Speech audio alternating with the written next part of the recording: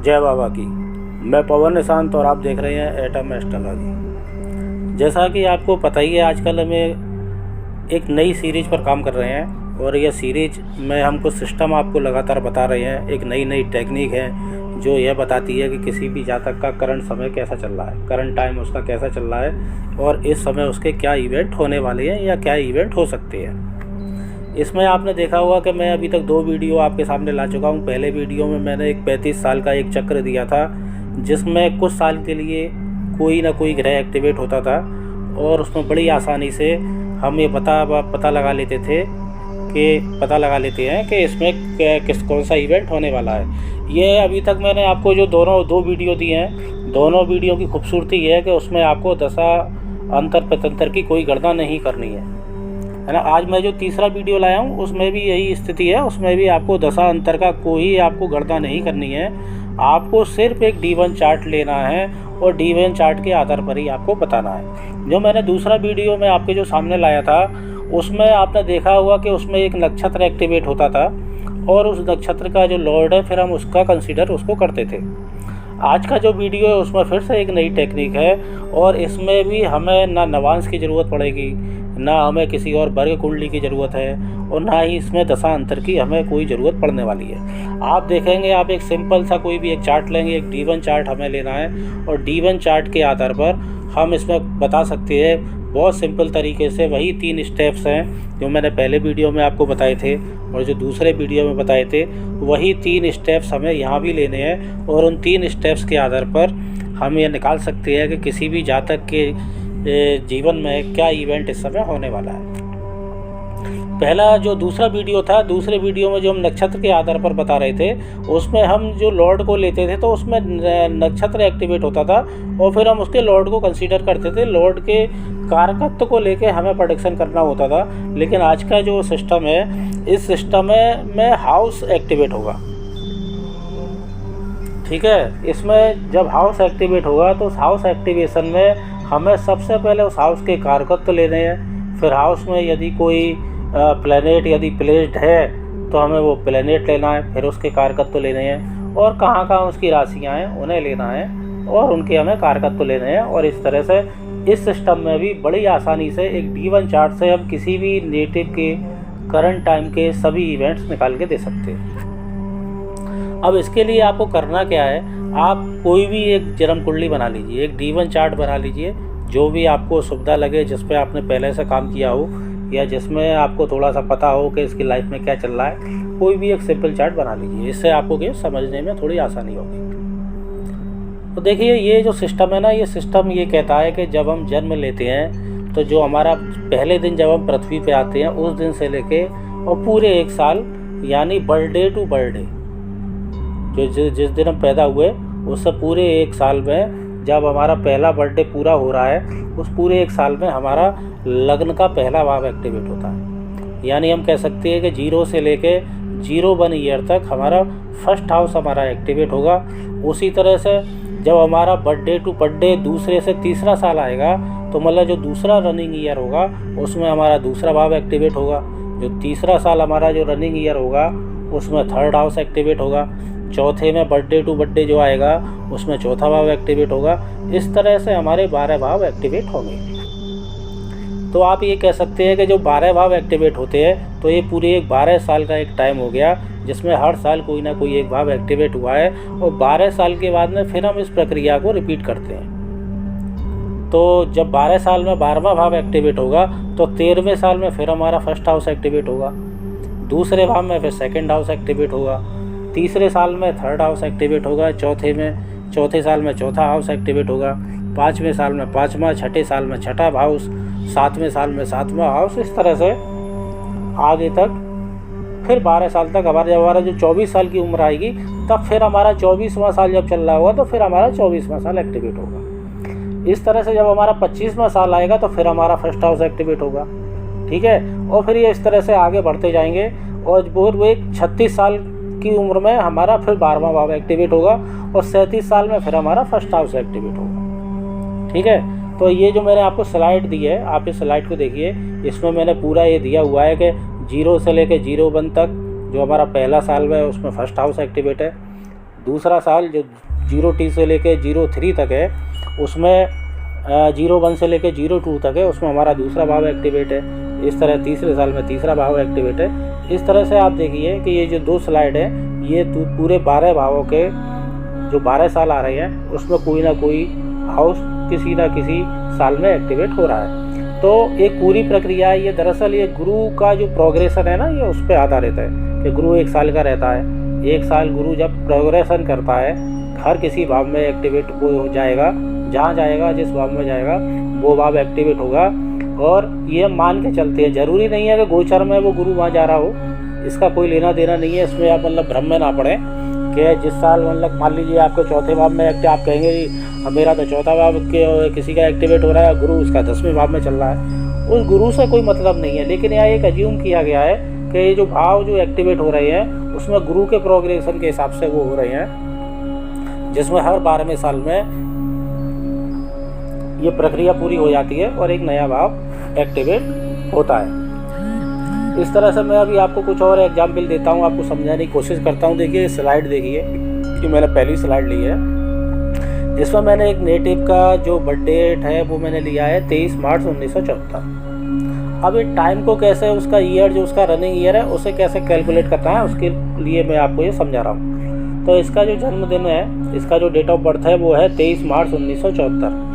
आप देखिए अब आपको करना क्या है, सिंपली आज हम जब जून 2022 में ये कैलकुलेट कर रहे हैं, जजमेंट कर रहे हैं इस कुंडली के बारे में, इस जातक के बारे में कि इस समय इसका कौन सा साल चल रहा है और इसका कौन सा हाउस इसका एक्टिवेट हो रहा है। तो इसके लिए हमें क्या करना है कि हम आज का साल लेंगे, जो ये साल चल रहा है उसमें हम क्या करेंगे 2022 लेंगे और 2022 में जो उसका 1974 जिसमें उसने जन्म लिया है उसे हम माइनस कर देंगे। सिंपली आप जब माइनस करेंगे तो इसमें आएगा 48 ईयर इसके हो गए। और लेकिन वो कब हो गए 23 मार्च 2022 को उसके 48 ईयर हो गए।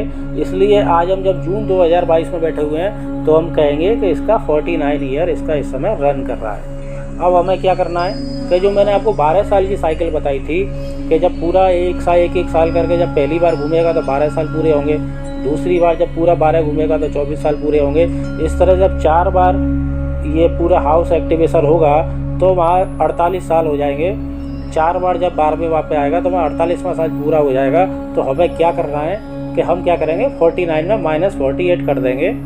अच्छा ये एक बार और आएगा तो 60 जाएगा। अब 49 में से 60 तो माइनस हो नहीं सकता, तो इसलिए हमें जो हमारा इस समय बैलेंस आया है, जो हमारा रनिंग ईयर आया है, हमें उसमें से पिछली वाली संख्या घटानी है। यानी 12 घटाना है या 24 घटाना है या 36 घटाना है, जो भी उसकी नियर बाई है। 12 घटाना है या 24 घटाना है या 36 या 48 या 60 या 72, आपको इस तरह से घटाना है, लेकिन वो उसके नियर बाई होना चाहिए। ठीक है, तो ये जो 49 ईयर इसका जो रनिंग उसका ईयर है, इसमें हम जब 49 माइनस करेंगे तो इसमें बैलेंस कितना आएगा 1। इसका मतलब है कि इस समय जिस समय हम ये जजमेंट कर रहे हैं इस नेटिव के बारे में, इस समय इसका फर्स्ट हाउस एक्टिवेट हो रहा है। अब फर्स्ट हाउस में जो ग्रह वगैरह बैठे हैं ये मैं आपको आगे बताऊंगा, आगे उसको किस तरह से उसे देखना है। लेकिन अभी आप इतना मान के चलिए कि इसके बारे में, इस जातक का जिसका हमने 23 मार्च 1974 का समय लिया था, इसका 49 ईयर चल रहा है और इस समय इसका फर्स्ट हाउस एक्टिवेट हो रहा है। अभी हम एक दूसरी स्लाइड में आपके सामने दे रहा हूँ, आप इस स्लाइड को देखिए। इस जातक का जो DOB है वो इसका 16/9/1982 का है। ठीक है, तो सिंपली आपको क्या करना है 2022 में से 1982 आप माइनस कर दीजिए। ठीक है, जब हम माइनस करेंगे तो कितना आएगा 40। यानी इस समय ये जातक जो है 40वें साल में रन कर रहा है। तो इसका रनिंग ईयर कितना हुआ 40। और फिर हम क्या करेंगे 40 का नियर बाई क्या है भारतीय 36 हमें घटाना है। तो 40 - 36, तो इसमें हमारा रेस्ट कितना आया 4 नंबर हमारा जो बचा है। तो इसका 4 का मतलब क्या है कि हमारा लगन से हम देखेंगे तो लगन के बाद साथ 1 2 3 4, यानी 4 यहाँ आ रहे, चौथे भाव में आ रहा है, तो हमारा 4th हाउस हमारा एक्टिवेट हो रहा है। ठीक है, यहाँ तक आपको अच्छी तरह से समझ आ गया होगा। यदि आप अभी भी नहीं समझे हैं तो मैं आपको एक और स्लाइड आपको दिखाता हूँ। ये स्लाइड देखिए, इसमें हमने एक समय लिया है, एक डेट ऑफ बर्थ ली है 10 दिसंबर 1995। आप इसकी प्रेजेंट एज देखिए। प्रेजेंट एज के लिए हमें क्या करना है, आप इसका मेंटली भी आप कैलकुलेट कर सकते हैं। और ये ज़्यादा अच्छा रहता है कि आप जो है मेंटली कैलकुलेशन में आप एकदम परफेक्ट हो जाए। होना ये चाहिए कि जब कोई जातक आपके पास आए, अपनी कुंडली लेके आए, और जब आप उसके डाटा को अपने लैपटॉप में या कंप्यूटर में फीड कर रहे हो, तो सबसे पहले हम क्या करते हैं, उसकी डेट ऑफ बर्थ पूछते हैं। जितनी देर में वो डेट ऑफ बर्थ बताए और जब तक आप उसे फीड करें, आपको एक कैलकुलेशन पूरी तरह से आपको लगा लेना चाहिए कि इस समय इसका रनिंग ईयर क्या है। आप जब ये लगा लेंगे कि रनिंग ईयर क्या है, तो आप उसका डेट ऑफ बर्थ डालेंगे, उसका टाइम डालेंगे, उसका बर्थ प्लेस आप फीड करेंगे। फिर जब आप उसकी कुंडली बनाएंगे तो सबसे पहले आपकी उस हाउस पर नज़र जाएगी जो उसका एक्टिवेट हो रहा है। आप इधर उधर कहीं घूमेंगे ही नहीं, क्योंकि देखिए आपने खुद देखा होगा कि जब भी कुछ लोग आते हैं इवेंट के बारे में जानना चाहते हैं, तो हम पूरी कुंडली को खंगाल डालते हैं। ये मैं बार बार कहता हूँ, ऐसा हम सबके साथ होता है कि हम पूरी कुंडली देखते हैं, कि ग्रह को देखेंगे, बहुत सारी चीज़ें देखते हैं और उसमें घूम जाते हैं। कई बार हम जो है सही अनुमान नहीं लगा पाते और हमारा प्रेडिक्शन गलत हो जाता है। तो ज़्यादा अच्छा ये रहेगा इस थ्योरी में कि आप मेंटली कैलकुलेट करिए। आप मेंटली कैलकुलेट करिए कि ये व्यक्ति जो 10 दिसंबर 1995 को जो इसका जन्म हुआ है, तो इसका प्रेजेंट ईयर क्या होगा। तो देखिए इस समय 2022 चल रहा है, तो 22 साल ये हो गए, 5 साल उसके वो हो गए, 27 साल इसके चल रहे हैं। क्योंकि दिसंबर अभी जुलाई जून के बाद आने वाला है, तो इसका 27वां साल रनिंग ईयर है। ठीक है, अब ये रनिंग ईयर ये हो गया। अब हमें ये देखना है कि इसका कौन सा भाव एक्टिवेट है। तो इसके लिए हम क्या करेंगे, 27 - 24 जो इसका रनिंग ईयर है, जो रनिंग जो हमारी संख्या आई है 27, इसमें हम -24 करेंगे, तो इसका रेस्ट नंबर कितना आएगा, 3। इन द सेंस इसका थर्ड हाउस एक्टिवेट है।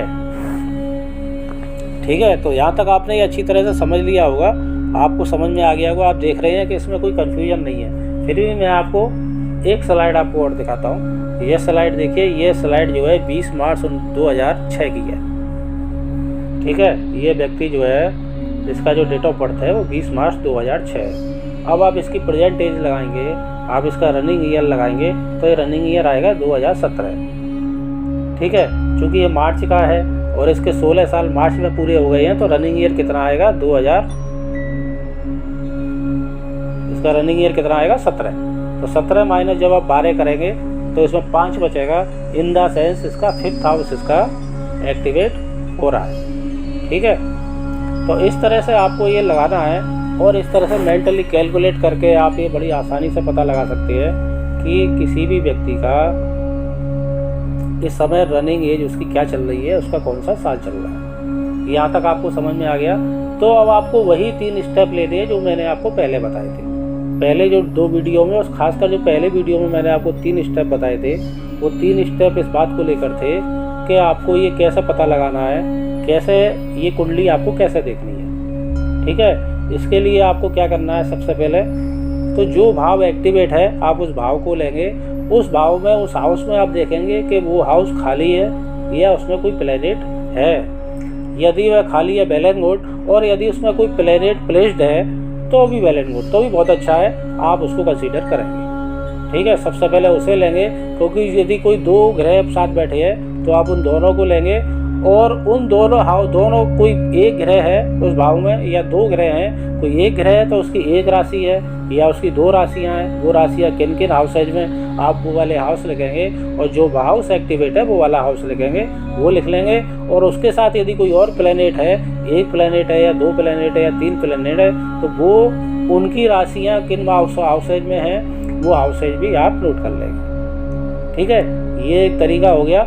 दूसरा इसमें एक तरीका है कुंडली को और देखने का, इसको और आपका प्रेडिक्शन और डीप में जाके और अच्छा हो सकता है।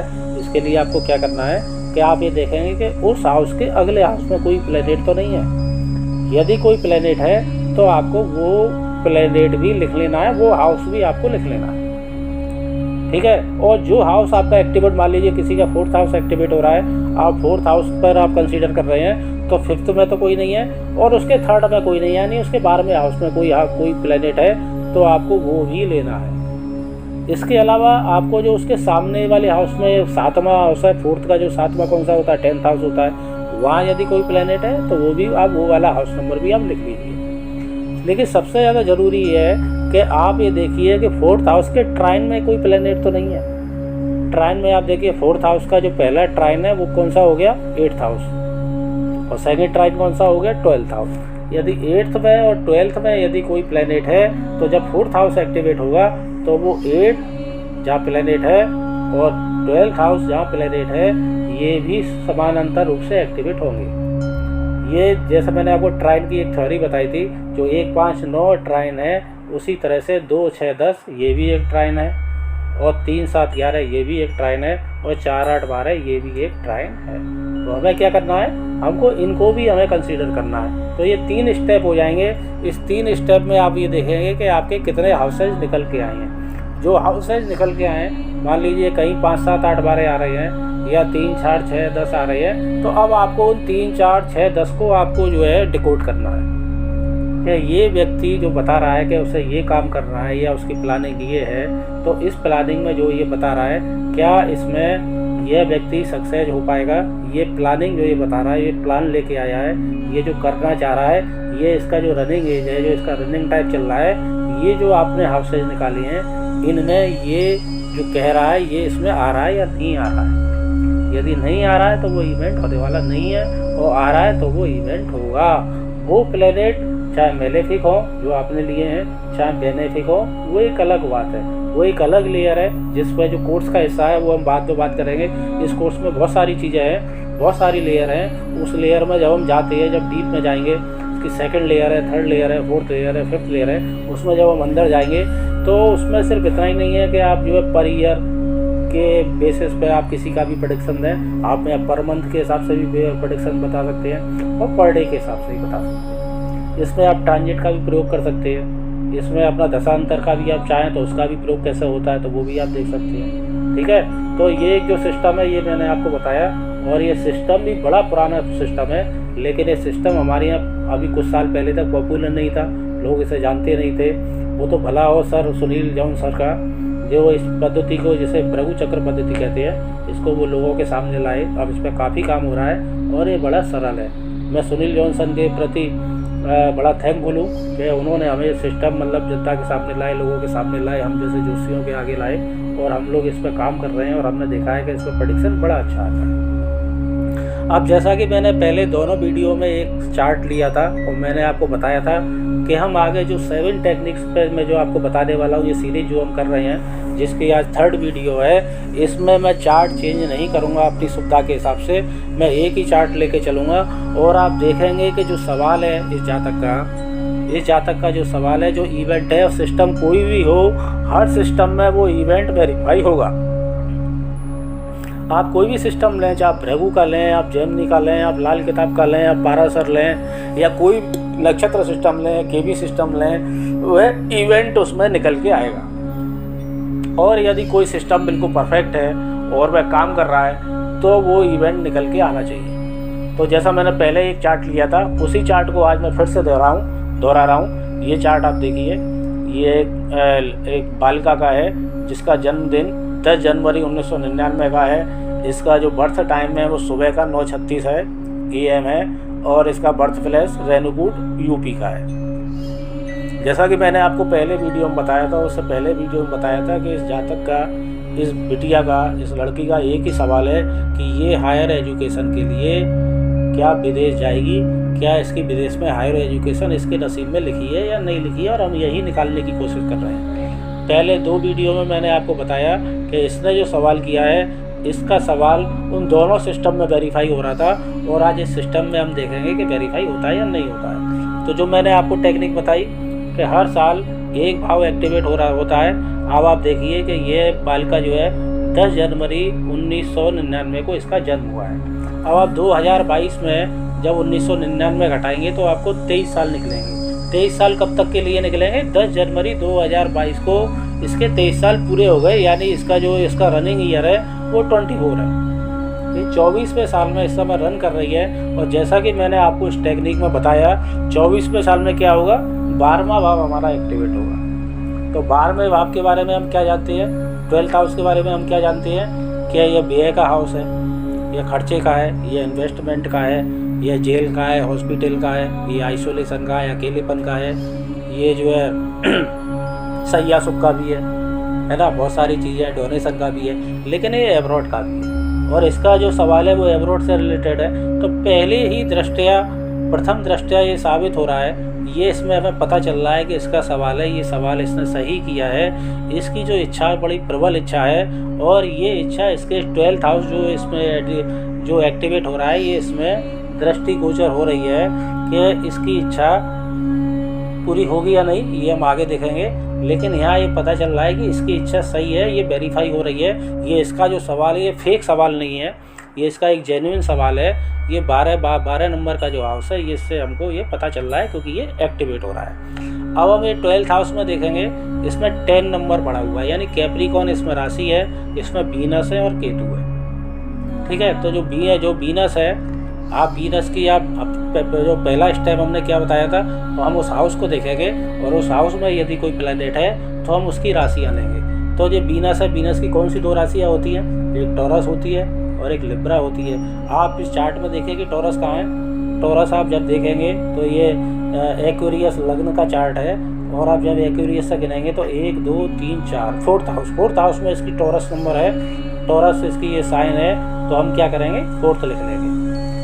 ठीक है, ये हमने पहले 12 लिख लिया, अब हम यहाँ 4th लिख लेंगे। और उसका जो सेकंड साइन है, तो सेकंड साइन जब हम 4th से देखेंगे तो 5th 6th है ना, इसका ये जो है आपका 5th इसका 7th हाउस में आया और 6th इसका 8th में आया और 7th इसका 9th में आया। ठीक है, तो हम क्या करेंगे, 9th हाउस लिख लेंगे। 9th हाउस जैसा कि मैं आपको पहले ही बताया, 9th हाउस किसका है, लॉन्ग जर्नी का है, लॉन्ग डिस्टेंस जर्नी है, हवाई यात्रा है और हायर एजुकेशन है। तो हमको यहाँ 3 चीज़ें क्या मिली, हमको यहाँ 12 नंबर मिला, 4 नंबर मिला और 9 नंबर मिला, जो कह रहा है 4 घर छोड़ के जाना, होमलैंड को छोड़ के जाना, 9 हवाई यात्रा और 12 एब्रॉड। ठीक है, अब इसका दूसरा स्टेप हो गया। तीसरा स्टेप हम और देखेंगे। 3rd स्टेप क्या है कि जो 10 नंबर यहाँ ये जो कैप्रिकॉर्न राशि है, जो इसका शनि की राशि है, शनि कहाँ बैठा है और शनि की दूसरी राशि कहाँ पर है, ये हम देखेंगे। तो देखिए, शनि की जो दूसरी राशि है वो लग्न में ही बैठी है, यानी 1st हाउस इसका एक्टिवेट हो रहा है। और शनि महाराज कहाँ बैठे हैं, वो 3rd हाउस में बैठे हुए हैं। वो कहाँ पर है, 3rd हाउस में प्लेस्ड हैं। तो हम 3rd हाउस भी ले लेंगे। तो हमें कौन से हाउस मिले, 3rd 4 9 12 और 1st। आप इसे इस तरह से भी लिख सकते हैं सिमेट्री में, 1st 3rd 4th 9 और 12। ठीक है, तो 1st क्या हो गया, सेल्फ एफर्ट। थर्ड मतलब फिर से एफर्ट आ गया, 3rd में करेज आ गया, 3rd में प्लानिंग आ गई हमारी। और 3rd हाउस जो है वो 4th हाउस का 12th हाउस है। तो यानी यह होम जो हमारा घर है उसकी एब्सेंस 3rd हाउस बता रहा है और होमलैंड की एब्सेंस भी 3rd हाउस बता रहा है। ठीक है, और चौथा तो होमलैंड हो ही गया, ये हमारा हायर एजुकेशन 9th आ गया। तो जब किसी जातक का 3 4 9 12 की यदि किसी का टाइम चल रहा है तो आप बंद करके, ये अनुमान लगाने वाली बात नहीं है, हम 2000% कह सकते हैं कि इस व्यक्ति को जब इसका 24वां साल पूरा होगा, 24वां साल इसका कब पूरा हो रहा है, इसका 9 जनवरी 2023 को इसका 24वां साल पूरा हो जाएगा। यानी ये बालिका 9 जनवरी 2023 से पहले विदेश चली जाएगी। ठीक है, ये कितना आसान है, कितना आसान तरीके से निकाला है। आप कह सकते हैं कि जितनी देर आपने वीडियो देखी है, या 20 मिनट की है या 22 मिनट की है, मुझे पता नहीं है, लेकिन जितनी देर में देखिए आप उतनी देर में जोशी बन गए।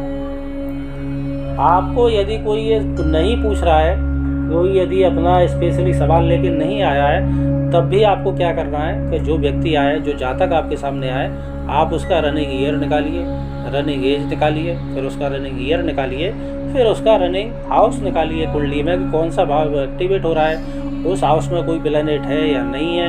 यदि नहीं है तो भी उस हाउस का लॉर्ड कहाँ बैठा हुआ है, उसकी सेकंड राशि कहाँ पर है, सेकंड राशि है तो, नहीं तो जो 2 प्लैनेट होते हैं हमारा चंद्रमा और सूरज, इनकी तो एक ही राशियाँ होती हैं, तो आपको वो लेने हैं। उन हाउसेज में यदि कोई प्लैनेट है तो उनकी राशि और उनके हाउसेज लेने हैं। ये 3 स्टेप है, इन 3 स्टेप से फिर हमको वो हाउसेज आपको लिख लेने हैं। सिर्फ हमें इतना ख्याल करना है, जैसा केटी में हम करते हैं कि कोई हाउस जो किसी व्यक्ति का जो आप निकाल रहे हैं, ये उसका जो सवाल है, उसके सवाल को जो आपने हाउसेज निकाले हैं, उन हाउस में से कोई नंबर उसके सवाल को, उसकी क्वेरी को डिनाई तो नहीं कर रहा है। कोई हाउस, जो हाउस किसी इवेंट को फ्रक्टिफिकेशन जिसका होना है, जो इवेंट देने वाला है, उस इवेंट को उसका कोई 12वां हाउस तो नहीं आ गया है, या कोई निगेट तो नहीं कर रहा है। यदि निगेट नहीं कर रहा है तो आप जो है आँख बंद करके कह सकते हैं कि भाई इवेंट होने वाला है। और यदि कोई निगेशन में कोई नंबर आ गया है, तब आप उस प्लैनेट को लेंगे। वो प्लैनेट मेलेफिक है, बेनिफिक है, आप ये लेंगे और आप ये आसानी से फिर आप कंसीडर कर सकते हैं। फिर आप अपना अनुमान लगा सकते हैं, कैलकुलेशन कर सकते हैं कि वास्तव में वह इवेंट होगा या नहीं होगा, उस इवेंट में कोई बाधा आएगी या नहीं आएगी। तो आज मैंने आपको ये तीसरी टेक्निक बताई। अभी 4 टेक्निक और बाकी है। ये कोई ऐसी टेक्निक नहीं है जो मैं नया लेके आया हूँ। इस पर काम हो रहा है, लेकिन बहुत कम काम हो रहा है, बहुत माइन्यूटली काम हो रहा है। लोग इस पर ज़्यादा काम नहीं करते हैं। हम चाहे ज्योतिष में 10 साल से काम कर रहे हैं, 15 साल से काम कर रहे हैं या लंबे समय से काम कर रहे हैं, ये अभी नहीं है। मेरी आपसे रिक्वेस्ट है कि आप इस टेक्निक पे काम करिए। और ये टेक्निक बहुत अच्छी तरह से काम करती है, एकदम परफेक्ट तरीके से बताती है, जिसमें कोई उलझन नहीं है, कोई इसमें असमंजस पैदा नहीं होता है। और हम बड़ी आसानी से जातक को ये बता सकते हैं। ना केवल हम अनुमान लगा सकते हैं, बल्कि हम कह सकते हैं कि आपके साथ में ये इवेंट होना ही होना है। जब हम किसी चीज़ को अथॉरिटी के साथ कहते हैं, तो जातक का जो हमारे सामने कुंडली लेके आया है, उसका हम पर भरोसा बढ़ता है और इससे हमारा कॉन्फिडेंस बढ़ता है। तो आज ये मेरे तीसरी टेक्निक हुई जो मैंने दी। शीघ्र ही मैं आपके सामने एक नई टेक्निक फिर लेके आऊँगा। और यदि आप में से कोई आपको ये टेक्निक अच्छी लगी है, आप कमेंट करिएगा और आप बताइएगा। और आप ये इस टेक्निक को अप्लाई भी करिए। आपके अप्लाई करने में कहीं कोई प्रॉब्लम आ रही है और वो आपको इवेंट नहीं मिल रहा है, तो आप मुझे कमेंट बॉक्स में लिख सकते हैं। जो मैंने अपना व्हाट्सअप नंबर डिस्क्रिप्शन में दिया हुआ है, आप उसमें मुझे व्हाट्सअप भी कर सकते हैं, मैं आपको अवश्य जवाब दूँगा। और यदि आप ये कोर्स करना चाहते हैं, तो आप मुझे फिर से व्हाट्सअप करके आप पूछ सकते हैं। मैं आपको उसके क्या टर्म्स कंडीशन है, क्या चीज़ें हैं, वो मैं आपको सब बताऊंगा। और आप इस कोर्स में एनरोल हो सकते हैं और आप इस कोर्स को बड़ी आसानी से बहुत जल्दी आप सीख सकते हैं। ठीक है, तब तक के लिए फिर से आपसे जय बाबा की। फिर से मिलेंगे। नमस्कार।